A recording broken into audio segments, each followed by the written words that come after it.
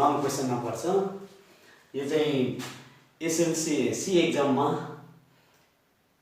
यसले तपाईहरुलाई सोध्न पनि सक्छ र यो इम्पोर्टेन्ट क्वेसनहरु त्यो हुनाले गर्दाखेरि मैले यहाँ अलिकति मैले यसो देखाइदिएको छु र यो गर्ने कोसिस तपाईहरुले यो गर्ने कोसिस गर्नु र एकचोटी दुईचोटी गरिसकेपछि यो आउन धेरै सजिलो इजी क्वेसनहरुमा पर्छ। यस्तो क्वेसनहरु यसलाई कसरी गर्ने भन्दाखेरि यो डिभाइड रुलमा छ, यो पुरै डिभाइड रुलमा छ हो। यो डिभाइड रुलमा छ भने हामीले के गर्छौं त भन्दाखेरि यो डिभाइड रुलमा छ भने चाहिँ यो चाहिँ हामीलाई यो डिभाइड रुलमा छ x to the power m यो माइनस छ यो बेस सेम भएकोले यो माइनस माथि ल्याएर के हुने भयो प्लस n। अब हामीले चाहिँ यसलाई चाहिँ यसो गरेर हामीले यो पनि लेख्न सक्छौं, यसरी पनि गर्न सक्छौं किनभने पावर मल्टिप्लाई पावर रुल अनुसार यसलाई पनि सेम त्यही गराएर x to the power n माथि जाँदाखेरि p प्लस p र यो n माइनस p फेरि डिभाइड छ यसलाई पनि x to the power m minus p m plus p छँदैछ। यसलाई पावर रुल अनुसार माथिको हामीले यस्तो गर्न सक्छौं x to the power m square minus n square फर्मुलामा x to the power n square minus p square divide x to the power m square minus p square. अब सेम बेस छ power add m square minus n square plus n square minus p square divide x to the power m square minus p square. हेर्नुस् base same थियो power add भयो।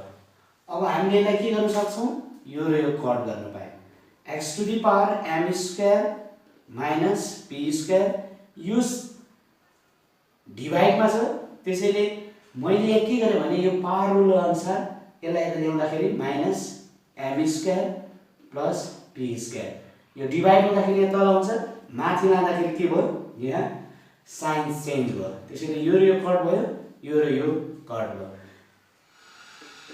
x to the power 0 therefore answer 1 यो question पनि धेरै चोटी सोधिएको question हो। यो धेरै चोटी सोधिएको क्वेशन हो। यसलाई कसरी गर्न सकिन्छ भन्ने कुराहरु हेर्नुस्। फर्स्ट अफ अल त हामीले यसलाई माइनसमा छ यो पनि माइनस यो पनि माइनस यो पनि माइनस माइनसमा छ माइनस जतिले सबैले हामीले तल ल्याउँछौं हामीले एकचोटी 1 upon 1 plus x to the power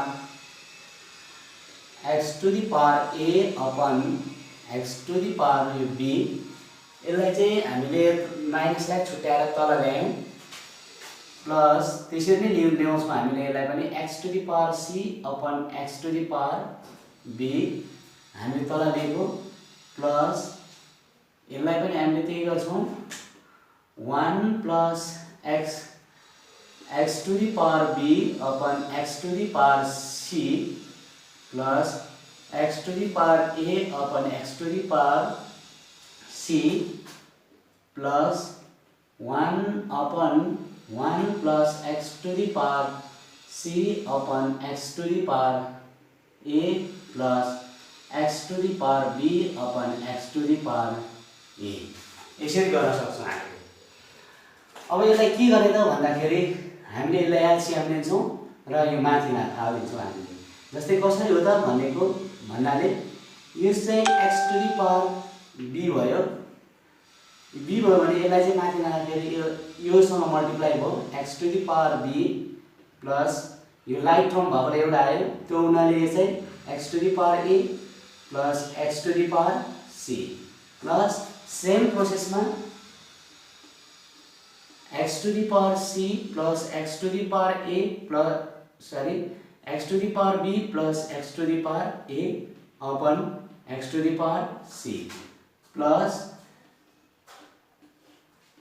x to the power a plus x to the power c plus x to the power b upon x to the power a।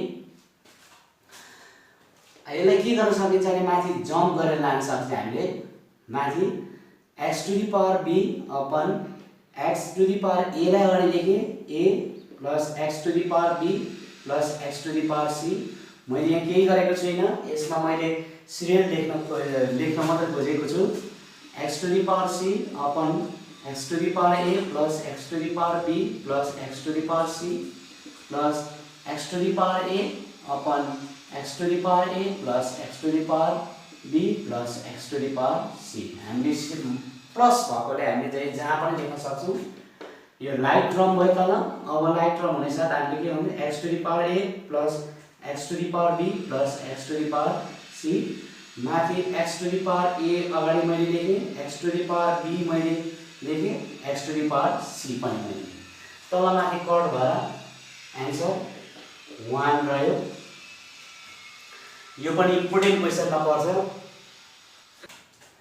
यो पनि important क्वेसनमा पर्छ हाम्रो। यो पनि इम्पोर्टेन्ट क्वेसन, एकदमै important क्वेसनमा पर्छ। सर्वप्रथम त मैले के गर्छु भने फर्स्ट अफ अल यसलाई हामीले एलसिएम लिन्छौँ।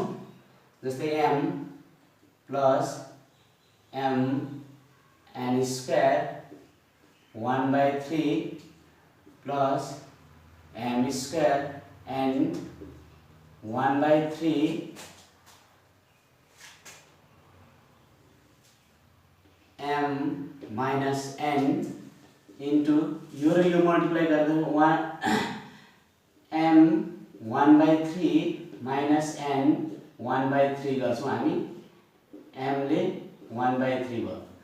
अब हामीसँग के छ त भन्दाखेरि के गर्न सक्छौँ भने हामीले यो m टु द पावर 1/3 छ भने यहाँ पनि m टु द पावर 1/3 छ भने यो तीनटा कारण के त भन्दाखेरि यो र यो हामीले कट गर्नु छ, यसमा कट गर्नुपर्छ। र फर्स्ट अफ अल हामीले के गर्ने त भन्दाखेरि यसमा सेम छ, यसमा m 1/3 कमन ल्याउने।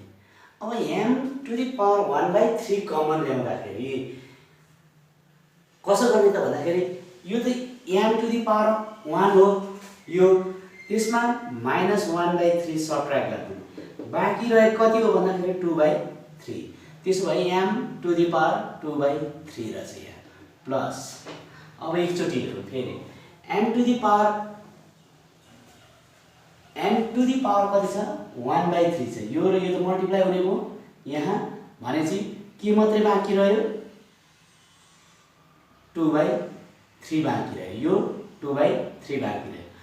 अब प्लस फेरि यहाँ त के बाँकी रह्यो भन्दाखेरि यो र यो मल्टिप्लाई गर्दाखेरि m 2 इन्टु 1/3 भनेको 2/3 हो, यसमा -1/3 सबट्र्याक्ट गर्दाखेरि कति हुन्छ 3।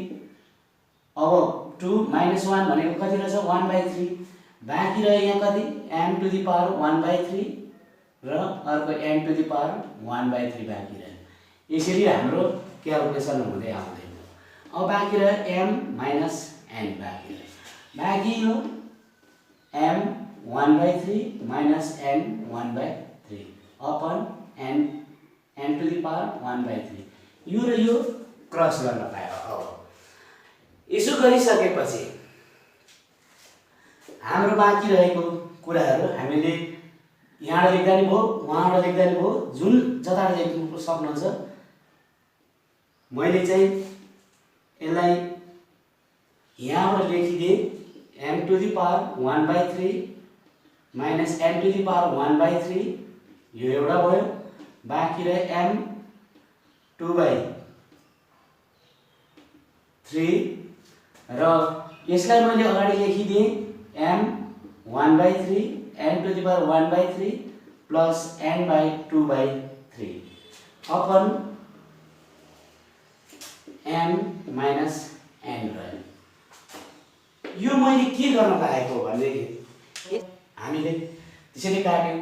यो चाहिँ मैले किन चाहिँ अगाडि लेखेँ भन्दाखेरि यो फर्मुलामा राख्न खोजेको मैले, यो फर्मुलामा राख्दैछु मैले। अब यो फर्मुलामा राख्दाखेरि यो के को फर्मुलामा गयो भन्दाखेरि a क्युब माइनस b क्युबको फर्मुलामा गयो। यहाँ तपाईँले हेर्न सक्नुहुन्छ a क्युब माइनस b क्युबको फर्मुलामा चाहिँ गएको छ। यो a क्युब माइनस b क्युबको फर्मुलामा गएको छ। अब हेर्नुहोस् है त कसरी गएछ नि, a minus b a square plus ab plus be square. बुझ्नुभयो तपाईँहरूले?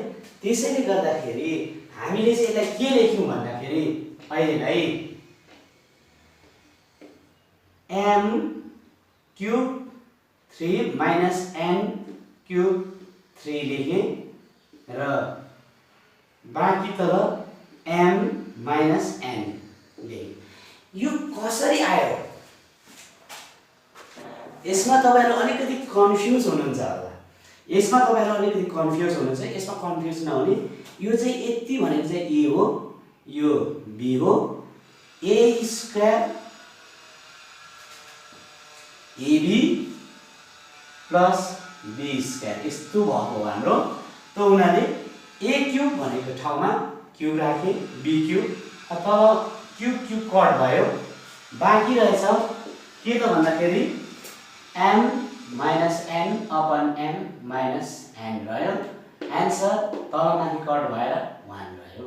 यो एकदमै इम्पोर्टेन्ट क्वेसन हो।